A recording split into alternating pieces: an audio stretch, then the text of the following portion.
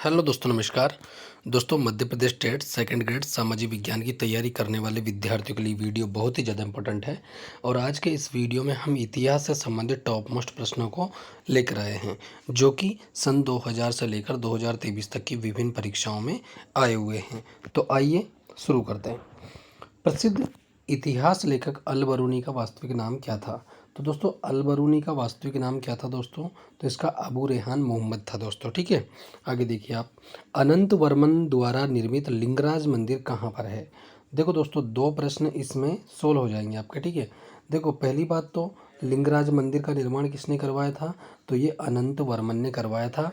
और ये कहाँ पर स्थित है? तो ये भुवनेश्वर उड़ीसा के अंदर स्थित है। और भुवनेश्वर उड़ीसा की राजधानी है। ठीक है, आगे देखिए आप। मराठा साम्राज्य का द्वितीय संस्थापक किसे माना जाता है? तो दोस्तों, मराठा साम्राज्य के द्वितीय संस्थापक की बात करें दोस्तों, तो ये बाजीराव प्रथम को कहा जाता है। ठीक है, आगे देखिए आप। जैन मतावलंबियों ने किस आम बोलचाल की भाषा को अपनाया? तो जैन मतावलंबी थे, उन्होंने आम बोलचाल की भाषा में प्राकृत भाषा को अपनाया था। ठीक है, आगे देखिए आप। सर्वप्रथम किस शासक के द्वारा चलाए गए सिक्कों पर बुद्ध की मूर्ति के बने होने के संकेत मिलते हैं? तो दोस्तों, कनिष्क के द्वारा। ठीक है, यानी कि कनिष्क के मतलब सर्वप्रथम किस शासक यानी कि कनिष्क के द्वारा चलाए गए सिक्कों पर बुद्ध की मूर्ति, ठीक है, बुद्ध की मूर्ति होने के संकेत मिलते हैं दोस्तों। ठीक है, महाजनपदों में से किस महाजनपद की राजधानी का नाम गिरिव्रज था? तो दोस्तों, मगध की राजधानी। ठीक है, मगध की राजधानी का नाम क्या था दोस्तों? गिरिव्रज था। ठीक है, आगे देखिए आप। कौटिल्य के अर्थशास्त्र में गुप्तचरों को क्या कहा जाता था? तो कौटिल्य के अर्थशास्त्र में गुप्तचरों को दोस्तों गूढ़ पुरुष कहा जाता था। क्या कहा जाता था? गूढ़ पुरुष कहा जाता था। ठीक है, आगे देखिए आप। बिंदुसार की मृत्यु के समय अशोक कहाँ का वाइसराय था? तो दोस्तों, बिंदुसार की मृत्यु के समय, ठीक है, बिंदुसार की जब मृत्यु हुई थी उस समय अशोक कहाँ का वाइसराय था? तो दोस्तों, ये उज्जैन का था दोस्तों। ठीक है, उज्जैन का वाइसराय था। और उज्जैन दोस्तों मध्य प्रदेश में स्थित है। और प्रसिद्ध टेम्पल महाकालेश्वर मंदिर, ठीक है, मध्य प्रदेश में के उज्जैन में ही स्थित है दोस्तों। ठीक है, और अभी वर्तमान में महाकाल लोक जो कि बनाया गया है, वो शिवराज सिंह जी चौहान मध्य प्रदेश के मुख्यमंत्री के द्वारा बहुत ही अट्रैक्टिव बनाया गया दोस्तों। ठीक है, आगे देखिए आप। इस्लामी आचार विचार के कानून को क्या कहा जाता है? तो दोस्तों, इस्लामी आचार विचार के कानून को दोस्तों सरायत कहा जाता है। क्या कहा जाता है? सरायत कहा जाता है। ठीक है, आगे देखिए आप। कोणार्क उड़ीसा के प्रसिद्ध सूर्य मंदिर का निर्माण किस शासक के संरक्षण में हुआ? तो दोस्तों, कोणार्क की बात चल रही है। ठीक है, कोणार्क में प्रसिद्ध है सूर्य मंदिर। ठीक है, कौन सा मंदिर? सूर्य मंदिर। ठीक है, और इसको नरसिंह वर्मन, ठीक है, किसने दोस्तों? नरसिंह वर्मन प्रथम ने बनवाया था दोस्तों इसको। ठीक है, आगे देखिए आप। बाबर ने अपनी आत्मकथा तुजुक ए बाबरी किस भाषा में लिखी है? तो दोस्तों, बाबर की आत्मकथा कौन सी है? तुजुक ए बाबरी। ठीक है, और इसको किस भाषा में लिखा है? तुर्की भाषा में लिखा है बाबर ने। ठीक है, आगे देखिए। और बाबर के बारे में जानकारी बता दूं मैं आपको कि बाबर कौन था दोस्तों? तो बाबर मुगल काल का संस्थापक था भारत के अंदर। ठीक है, मुगल काल की स्थापना बाबर ने ही करी थी दोस्तों। ठीक है, आगे देखिए। और बाबर द्वारा दोस्तों भारत में कौन कौन से युद्ध लड़े गए थे, उनको ट्रिक के माध्यम से मैं बता देता हूँ आपको। ठीक है, कौन कौन से थे? तो खाना खाकर, पानी पी के, चली चंदेरी, घाघरा पहन के। ठीक है, तो यानी कि पानीपत का युद्ध, खानवा का युद्ध, और चंदेरी का युद्ध, और इसके अलावा घाघरा का युद्ध। ठीक है, ये चार प्रमुख युद्ध थे जो बाबर द्वारा लड़े गए थे। ठीक है दोस्तों, यानी कि खाना खा के, पानी पी के, चली चंदेरी, घाघरा पहन के। ठीक है, आगे देखिए आप। मुगल काल में जासूस और गुप्त सूचनाओं के संवाद को क्या कहा जाता था? तो दोस्तों, मुगल काल में, ठीक है, मुगल काल में जासूस और गुप्त सूचनाओं के संवाद को दोस्तों हर हारा क्या कहा जाता था दोस्तों? हर कारा। ठीक है, क्या कहा जाता था? हर कारा। ठीक है, आगे देखिए आप। शिवाजी को स्वतंत्रता की भावना की प्रेरणा किसने प्रदान की थी? तो दोस्तों, शिवाजी को जो स्वतंत्रता की भावना की जो प्रेरणा है, वो उनकी माता जीजाबाई और गुरु रामदास, ठीक है, उनकी माता जीजाबाई और गुरु रामदास ने प्रेरणा दी थी। ठीक है, आगे देखिए आप। वैशाली किस महाजनपद की राजधानी थी? तो वैशाली वज्जी जनपद की राजधानी थी। ठीक है, आगे देखिए आप, स्त्रियों को अविवाहित अवस्था में पिता, विवाह के बाद में पति और वृद्धावस्था में पुत्र के संरक्षण में रहने का निर्देश किस स्मृति में प्रदान किया गया है? तो दोस्तों ये मनु स्मृति में, ठीक है, किसमें? मनु स्मृति में कहा गया है कि स्त्री कहीं पर भी फ्री नहीं है, स्वतंत्र नहीं है। कैसे नहीं है? देखो, स्त्रियां अविवाहित रहेगी तो वो पिता के संरक्षण में, विवाह के बाद में पति के संरक्षण में, और वृद्धावस्था की बात करें तो वो पुत्र के संरक्षण में रहेगी। ठीक है, आगे देखिए आप, पाटलिपुत्र में घनानंद ने मगध का सिंहासन छीनने से पहले चंद्रगुप्त किन प्रदेशों को जीत चुका था? दोस्तों पाटलिपुत्र में घनानंद से मगध का सिंहासन छीनने से पहले चंद्रगुप्त किन प्रदेशों को जीत चुका था? तो दोस्तों ये सिंध और पंजाब को जीत चुका था। ठीक है, आगे देखिए आप, कर्ण वंश की स्थापना वासुदेव ने की थी। ठीक है, किसकी? कर्ण वंश की। ठीक है, तो प्रश्न ये भी बन सकता है आपका, तो कर्ण वंश की स्थापना किसने करी? वसुदेव ने। ठीक है, और इस वंश का अंतिम शासक कौन था? तो दोस्तों कर्ण वंश का अंतिम शासक की बात करें दोस्तों तो ये सुशर्मा था। कौन था दोस्तों? सुशर्मा। ठीक है, रुद्रदामन के शासनकाल में कौन सा स्थल शिक्षा का प्रमुख केंद्र था? तो दोस्तों रुद्रदामन के शासनकाल में कौन सा स्थल शिक्षा का प्रमुख केंद्र था? तो उज्जैनी। ठीक है, उज्जैनी, जो कि वर्तमान में क्या है दोस्तों? उज्जैन। ठीक है, ये था। ठीक है, आगे देखिए आप, दिल्ली सल्तनत की सीमा का सर्वाधिक विस्तार किस सुल्तान के समय में हुआ? तो दोस्तों दिल्ली सल्तनत की सीमा का सर्वाधिक विस्तार मोहम्मद बिन तुगलक के समय में हुआ। ठीक है, किसके समय में? मोहम्मद बिन तुगलक के समय में दिल्ली सल्तनत की सीमा का सर्वाधिक विस्तार। ठीक है दोस्तों, आगे देखिए आप, स्वतंत्र राजपूत राज्य मेवाड़ का सर्वाधिक प्रसिद्ध शासक कौन था? तो दोस्तों स्वतंत्र राजपूत राज्य मेवाड़, ठीक है, का सर्वाधिक प्रसिद्ध शासक की बात करें दोस्तों तो ये राणा कुंभा था। दोस्तों कौन? राणा कुंभा। और राणा कुंभा के पिता का नाम क्या था दोस्तों? मोकल। ठीक है, राणा मोकल। ठीक है, आगे देखिए आप, कालानौर में राज्याभिषेक के समय अकबर की क्या आयु थी? तो दोस्तों कालानौर में राज्याभिषेक के समय अकबर की आयु 14 वर्ष की थी। दोस्तों किसकी? 14 वर्ष की। तो आपसे प्रश्न ये भी पूछा जा सकता है कि अकबर का राज्याभिषेक कहाँ पर हुआ? तो ये कालानौर में हुआ था। और कितनी आयु में हुआ था? तो 14 वर्ष की इसकी उम्र थी तब हुआ था। ठीक है, आगे देखिए आप, मराठा राज्य के स्वतंत्र शासक के रूप में 1674 ईस्वी में शिवाजी का विधिवत राज्याभिषेक कहाँ पर हुआ? तो ये दोस्तों रायगढ़ दुर्ग में। ठीक है, पहली बात तो आपको ध्यान रखनी है कि शिवाजी का विधिवत राज्याभिषेक कहाँ पर हुआ? तो ये रायगढ़ दुर्ग में हुआ था। ठीक है, कब हुआ? 1674 में हुआ था दोस्तों। ठीक है, और मराठा राज्य के स्वतंत्र शासक के रूप में। ठीक है, कौन से? मराठा राज्य के स्वतंत्र शासक के रूप में हुआ था। ठीक है, आगे देखिए आप, किस पेशवा के समय मराठा संघ की समस्त शक्ति पेशवा के हाथों में आ गई? तो दोस्तों बाजीराव प्रथम। ठीक है, किसकी? बाजीराव प्रथम की। ठीक है दोस्तों, ये याद रखिए आप। ठीक है, आगे देखिए आप, भारत में ब्रिटिश व्यापारिक प्रतिष्ठानों की स्थापना हेतु आज्ञा प्राप्त करने के लिए आने वाला ब्रिटिश सम्राट जेम्स का पहला प्रतिनिधि कौन था? तो विलियम हॉकिंस। कौन था दोस्तों? विलियम हॉकिंस था। ठीक है, जो कि ब्रिटिश व्यापारी प्रतिष्ठानों की स्थापना करने हेतु आया था और आज्ञा प्राप्त करने के लिए आने वाला ब्रिटिश सम्राट जेम्स प्रथम का पहला प्रतिनिधि था ये। ठीक है, किसने भेजा था? सम्राट जेम्स प्रथम ने। ठीक है, आगे देखिए आप, बंगाल में स्थायी बंदोबस्त के रूप में स्तमरारी बंदोबस्त का सूत्रपात किस गवर्नर जनरल ने किया? तो दोस्तों लॉर्ड कॉर्नवालिस ने। ठीक है, यानी कि स्थायी बंदोबस्त के रूप में। ठीक है, किसका? स्तमरारी बंदोबस्त का। ठीक है, आगे देखिए आप, भारतीय भाषा शास्त्र का सर्वाधिक प्राचीन ग्रंथ कौन सा है? तो दोस्तों अष्टाध्यायी। ठीक है, भारतीय भाषा शास्त्र का सर्वाधिक प्राचीन ग्रंथ की बात करें तो ये अष्टाध्यायी है। ठीक है, आगे देखिए आप, भागवत मत की उत्कृष्ट और प्राचीनतम व्याख्या है? तो दोस्तों भागवत गीता। ठीक है, कौन सी दोस्तों? भागवत गीता। ठीक है, प्रसिद्ध ऐतिहासिक पुस्तक मालविकाग्निमित्रम, ठीक है, मालविकाग्निमित्रम के रचनाकार कौन है? तो दोस्तों ये कालिदास की रचना है, ठीक है। आगे देखिए आप, देवगढ़ का दशावतार मंदिर किस काल की मंदिर कला का सर्वोत्तम उदाहरण माना जाता है? तो देवगढ़ का जो दशावतार मंदिर है, ठीक है, ये किस काल की कला का सर्वोत्तम उदाहरण माना जाता है? तो ये गुप्तकालीन मंदिर कला का, ठीक है, गुप्त काल का मंदिर है ये, ठीक है, और ये देवगढ़ में है, ठीक है, देवगढ़, ठीक है, झांसी उत्तर प्रदेश के अंदर, ठीक है।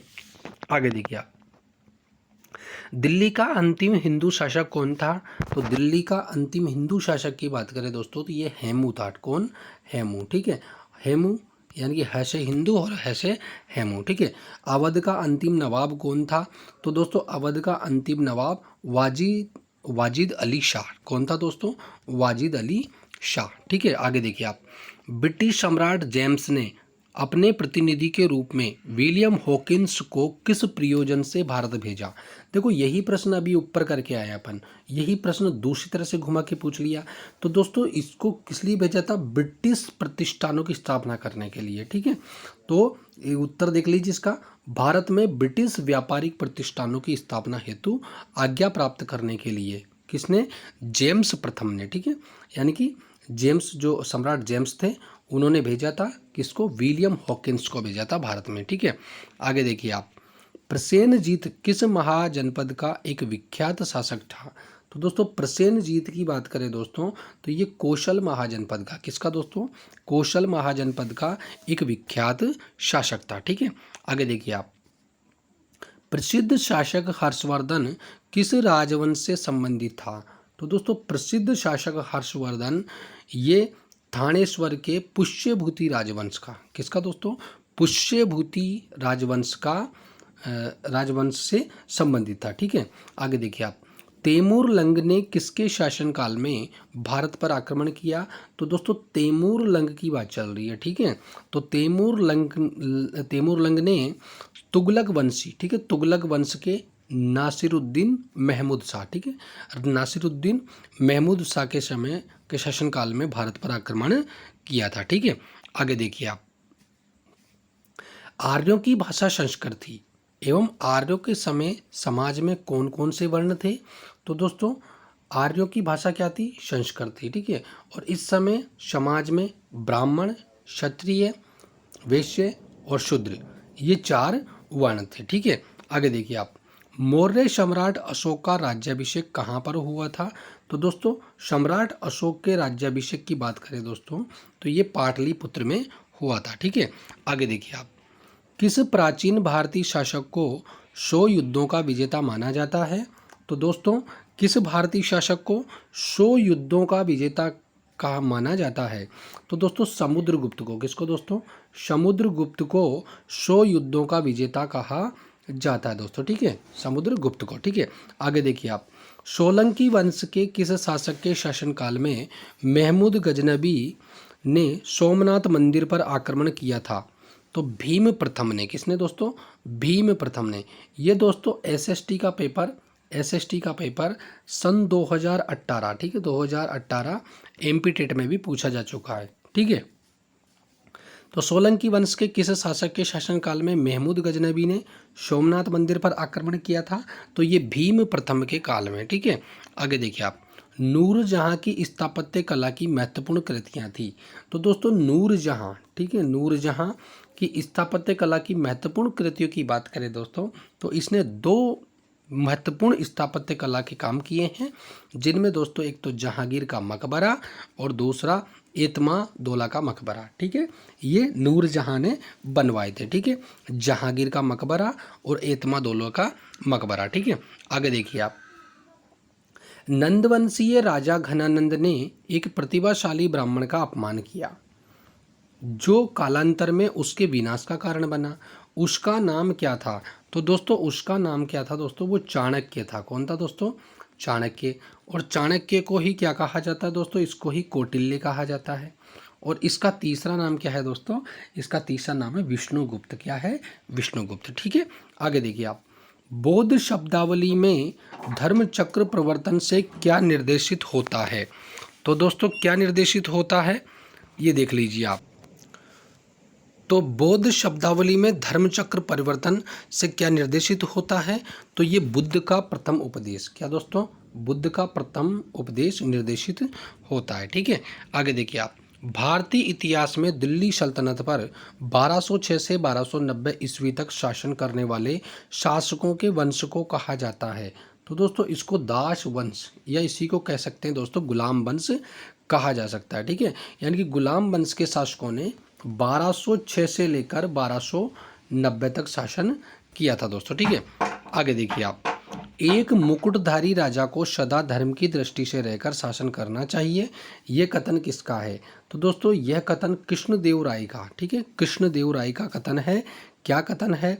एक मुकुटधारी राजा को सदा धर्म की दृष्टि से रहकर शासन करना चाहिए। ठीक है, आगे देखिए आप, 549 जातकों में मुख्य रूप से किसका वर्णन है?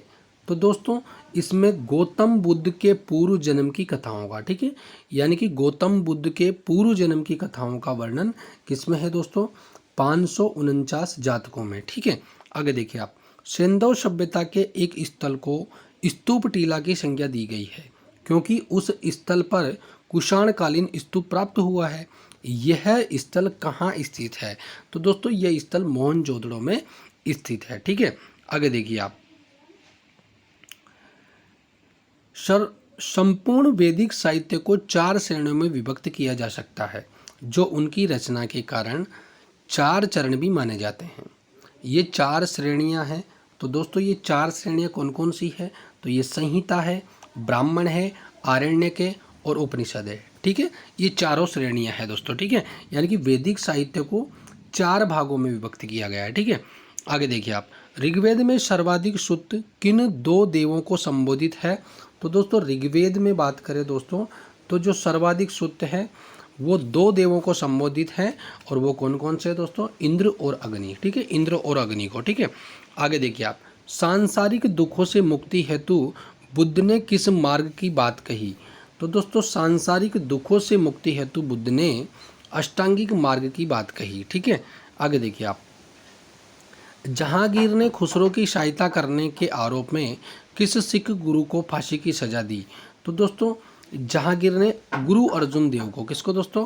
गुरु अर्जुन देव को जहांगीर ने खुसरो की सहायता करने के उपरांत के आरोप में सिख गुरु अर्जुन देव को फांसी की सजा दी थी। ठीक है, किस तुर्क आक्रमणकारी को बुतसिकन कहा गया है? तो बुतसिकन किसको कहा गया है? तो दोस्तों महमूद गजनबी को बुतसिकन कहा गया है और ये एक तुर्क आक्रमणकारी था। ठीक है, आगे देखिए आप, महमूद गजनबी के भारतीय आक्रमण को अल-बरूनी ने किसकी संज्ञा दी है? तो दोस्तों ये किसकी संज्ञा दी है? तो इसकी जिहाद की। ठीक है, किसकी? जिहाद की। और जिहाद का मतलब क्या होता है? पवित्र युद्ध। ठीक है, आगे देखिए आप, गीत गोविंद ग्रंथ के रचनाकार जयदेव किस शासक के दरबारी कवि थे? तो दोस्तों ये जयदेव किसके दरबारी थे? लक्ष्मण सेन के दरबारी थे दोस्तों। ठीक है, आगे देखिए आप, चीनी बौद्ध यात्री हेनशांग ने वातापी की यात्रा की थी, उस समय वहाँ का शासक कौन था? तो दोस्तों चीनी यात्री जो हेनशांग था, ठीक है, इसने वातापी की यात्रा करी थी। ठीक है, तो वहाँ का शासक कौन था? पुलकेशिन द्वितीय। ठीक है, वातापी का शासक कौन था? पुलकेशिन द्वितीय। ठीक है, अजात शत्रु किस वंश का शासक था? तो दोस्तों अजात शत्रु की बात करें दोस्तों तो ये किसका शासक था? आगे देखिए, अजात शत्रु किस वंश का शासक था? तो दोस्तों अजात शत्रु की बात करें दोस्तों तो ये हर्यक वंश का शासक था। ठीक है, आगे देखिए आप, वेदों को अपौरुष से क्यों कहा जाता है? तो दोस्तों वेदों को अपौरुष से क्यों कहा जाता है?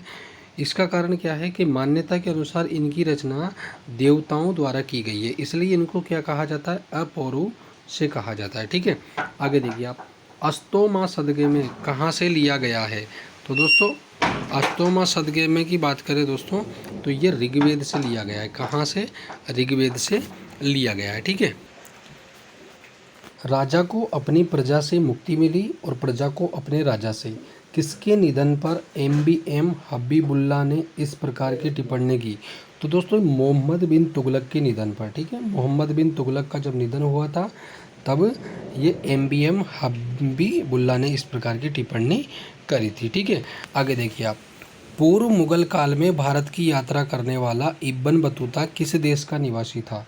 तो दोस्तों ये मोरक्को का निवासी था। ठीक है, आगे देखिए आप, प्राचीन भारत में लिखे गए सबसे पहले महाकाव्य के लेखक कौन माने जाते हैं? तो दोस्तों ये वाल्मीकि माने जाते हैं। ठीक है, अबू रेहान मोहम्मद किस इतिहास प्रसिद्ध लेखक का वास्तविक नाम है? तो दोस्तों ये अल बरूनी का वास्तविक नाम है। ठीक है, आगे देखिए आप, नूरजहां ने किसको एतमादुल्लाह की उपाधि प्रदान की? तो अपने पिता, ठीक है, उनके खुद के पिता मिर्जा ग्यास बेग को एतमादुल्लाह की उपाधि प्रदान की। ठीक है, आगे देखिए आप, भारत में स्थायी बंदोबस्त के रूप में इस्तमरारी बंदोबस्त का सूत्रपात किस गवर्नर जनरल ने किया? तो दोस्तों ये लॉर्ड कॉर्नवालिस ने किया। ठीक है, ऐसे 2 स्थानों को बताइए जहां सिंधु संस्कृति की दो अवस्थाओं, हड़प्पा पूर्व और हड़प्पा कालीन संस्कृति के अवशेष मिले हैं। तो दोस्तों ये बनवाली और कालीबंगा। ठीक है, बनावली और कालीबंगा में। ठीक है, चारों आश्रमों का सर्वप्रथम उल्लेख किस ग्रंथ में मिलता है? तो दोस्तों चारों आश्रमों का सर्वप्रथम उल्लेख की बात करें दोस्तों तो ये जबालो उपनिषद में मिलता है दोस्तों। ठीक है, आगे देखिए आप, भारत का आइंस्टीन कहा जाता है तथा तुलना मार्टिन लूथर किंग से की जाती है, कौन है वह? तो दोस्तों नागार्जुन को भारत का आइंस्टीन और उनकी तुलना मार्टिन लूथर से की जाती है। ठीक है, आगे देखिए आप, सल्तनत कालीन किस शासक ने खलीफा की सत्ता स्वीकार न करने से इनकार कर स्वयं को खलीफा घोषित कर दिया? तो दोस्तों मुबारक शाह खिलजी ने। ठीक है, मुबारक शाह खिलजी ने क्या किया कि सत्ता स्वीकार न करने से इनकार कर स्वयं को ही खलीफा घोषित कर दिया। ठीक है, आगे देखिए आप, भारत पर तैमूर के आक्रमण के समय दिल्ली की गद्दी पर कौन सत्ताहीन था? तो कौन सत्तासीन था? नसरुद्दीन महमूद तुगलक। ठीक है, आगे देखिए आप, भारत में पूर्णतः इस्लामी परंपरा के आधार पर निर्मित प्रथम मस्जिद है। तो दोस्तों ये कौन सी है? जमात खाना मस्जिद, जो कि पूर्णतः इस्लामिक परंपरा पर आधारित है। ठीक है, अकबर के अब्दुल रहीम को खानखाना की उपाधि किस उपलक्ष्य में प्रदान की? तो अकबर ने अब्दुल रहीम जो को खानखाना की उपाधि किस उपलक्ष्य में प्रदान करी? तो दोस्तों गुजरात में 1584 में हुए विद्रोह को सफलतापूर्वक दबाने के उपलक्ष्य में। ठीक है, धरती पर यदि कहीं स्वर्ग है तो यही है और कहीं नहीं। यह उक्ति भारत के किस ऐतिहासिक इमारत में लिखी गई है? तो दोस्तों दीवाने खास दिल्ली स्थित लाल किले में। ठीक है, वहाँ पर ये लिखी गई है। ठीक है, आगे देखिए आप, चेतक नामक प्रसिद्ध ऐतिहासिक घोड़ा किस राजपूत राजा का था? तो दोस्तों ये राणा प्रताप का। ठीक है, महाराणा प्रताप के घोड़े का नाम था चेतक। और इनके हाथी के नाम की बात करें दोस्तों तो हाथी का नाम था राम प्रसाद। ठीक है दोस्तों, आगे देखिए आप, किस विदेशी राजा ने समुद्रगुप्त से अनुरोध किया था कि उसे भारत में बौद्ध विहार बनाने की अनुमति दी जाए? तो दोस्तों श्रीलंका के बौद्ध राजा मेघवर्मन। ठीक है, मेघवर्मन ने समुद्रगुप्त ने बोध गया में बौद्ध विहार बनाने की अनुमति दी। ठीक है, यानी कि क्या कहना चाह रहा है कि विदेशी राजा ने समुद्रगुप्त से अनुरोध किया कि उसे भारत में बौद्ध विहार बनाने की अनुमति दी जाए। तो दोस्तों श्रीलंका के बौद्ध राजा मेघवर्मन ने कही थी ये बात और समुद्रगुप्त ने बोध गया में बौद्ध विहार बनाने की अनुमति दी थी। ठीक है, आगे देखिए आप, राजा टोडरमल ने उच्च कोटि का भूमि प्रबंध किया। किसने दोस्तों? राजा टोडरमल ने उच्च कोटि का भूमि प्रबंध किया था, जिसके कारण किसानों, राज्य, जनता सभी को फायदा हुआ था। राजा टोडरमल ने सर्वप्रथम ये सुधार किस शासक के काल में किए? तो दोस्तों ये शेर शाह के काल में किए थे। तो दोस्तों ये टॉप पोस्ट पसंद है, ऐसे ही प्रश्न मैं आप लोगों के लिए फिर लेके आऊँगा। तब तक के लिए नमस्कार, धन्यवाद। चैनल को सब्सक्राइब करिए, शेयर करिए, बेल आइकन को प्रेस करिए ताकि आने वाले वीडियो का नोटिफिकेशन आपको तुरंत मिल सके। और दोस्तों तक शेयर करना न भूलें। और दोस्तों वीडियो पसंद आया हो तो लाइक बटन ज़रूर क्लिक कर दें। ठीक है, धन्यवाद।